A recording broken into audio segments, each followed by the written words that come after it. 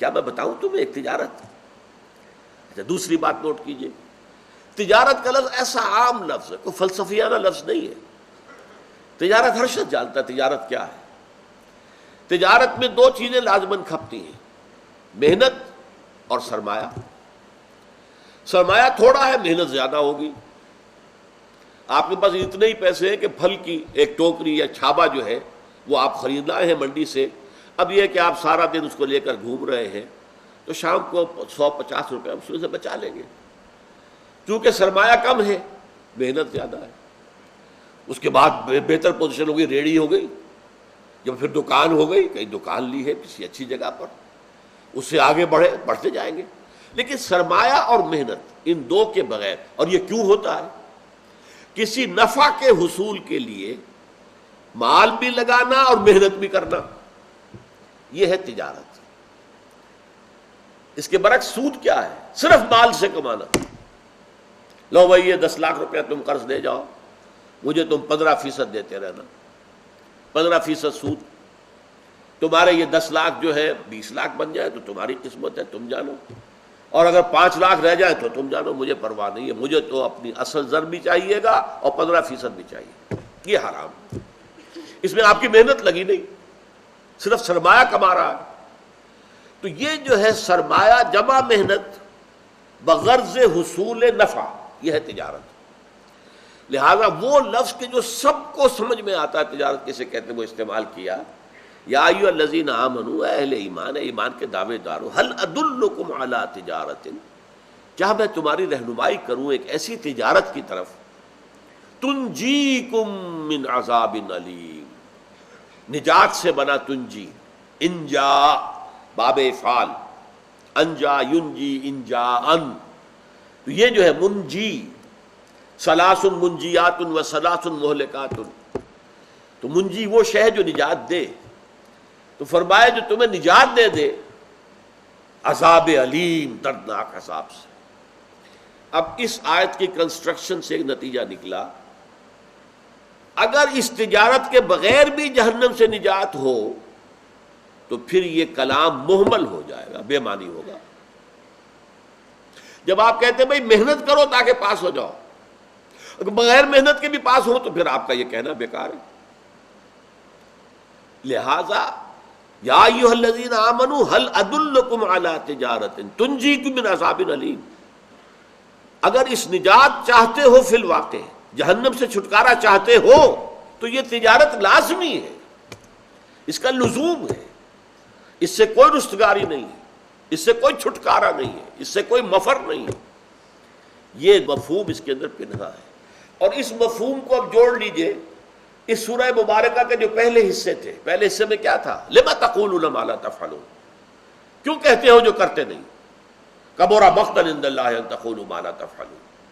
اللہ کے نزدیک اس کی بیزاری کو بڑھانے والی ہے یہ شے کہ تم کہو جو کرتے نہیں. یہ سارا آ گیا نا، اللہ کی بیزاری ہوگی. پھر اگر تم یہ کام نہیں کرو گے اللہ بیزار ہوگا تم سے. اور جان لو کہ اللہ کو تو وہ محبوب ہے، ان اللہ یحب الذین یقاتلون فی سبیلہ صفا کانہم بنیان مرصوص. وہاں جہاد کی آخری منزل قتال.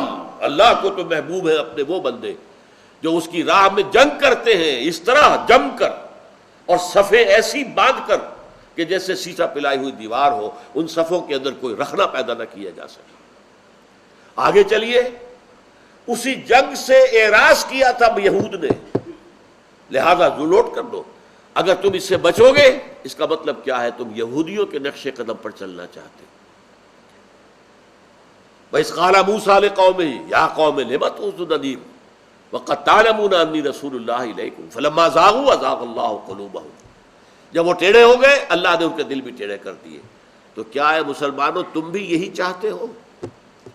اگر گریز کرو گے اس تجارت سے تو راستہ پھر وہ ہے لِمَ تَقُولُونَ مَا لَا تَفْعَلُونَ کا حکم تم پر لگے گا، اللہ تعالیٰ کا غضب تم پر آئے گا، اللہ کی شدید بیزاری کا تم ہدف بنو گے. تم گویا کہ یہود ہی کے مثال بن جاؤ. یہ نیگیٹو ہے جس کو یہاں پر کہا گیا اگر تم چاہتے ہو نجات پانا عذاب علیم سے، دردناک عذاب سے. علم کہتے ہیں رنج کو، المناک اردو میں ہم بولتے ہیں، ایک ایسی شے جس سے شدید علم ہو، تکلیف ہو.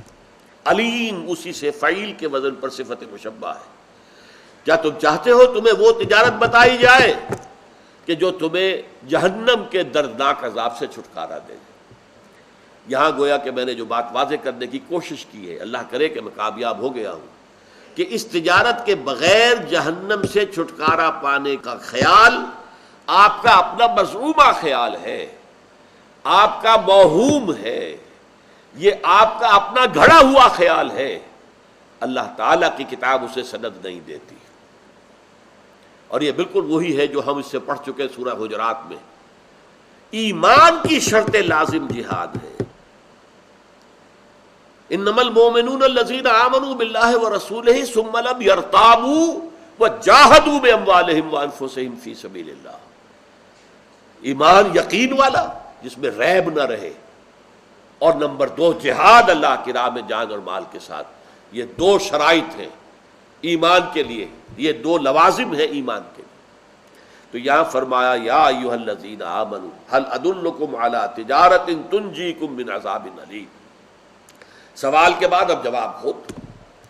پہلے ذرا ذہن بیدار ہو جائے، سوچیں، آپ بھی سوچیں وہ تجارت کون سی ہو سکتی ہے۔ اسی تجارت کے لیے دیکھیے سورہ توبہ کے اندر خرید و فروخت کا لفظ آیا۔ یہاں تجارت ہے، تجارت میں کیا ہوتا ہے؟ خرید و فروخت۔ ان اللہ اشتری من المؤمنین انفسهم واموالهم بان لهم الجنہ۔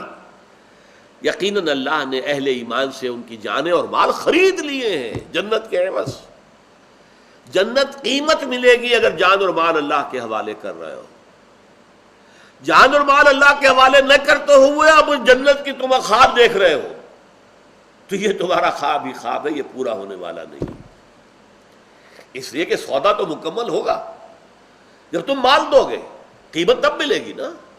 مال دو پہلے، جان اور مال دو اللہ کے راستے میں، تب تمہیں جنت ملے گی۔ اب یہ اشترا، خریدنا، ان اللہ اشتری من المؤمنین انفسهم واموالهم بان لهم الجنہ۔ اللہ نے اہل ایمان سے ان کی جانیں اور مال خرید لیے، اس لیے کہ ان کے لیے جنت ہے، انہیں اس کی جنت ملے گی۔